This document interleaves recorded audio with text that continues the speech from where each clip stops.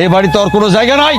তোমার পোলাই নাকি একটা বড় দাইন মারছে। দান মারছে মানে? কিসের দান মারছে? সে নাকি একটা হাফ প্যান্ট পরা মাইয়া নিয়ে আসছে। মেয়ের বাবা নাকি কোটিপতি। আরে তোমার তো ভালোই হয়েছে, এখন থেকে বিয়ের টাকায় পায়ের উপর পা তুলে খাবা।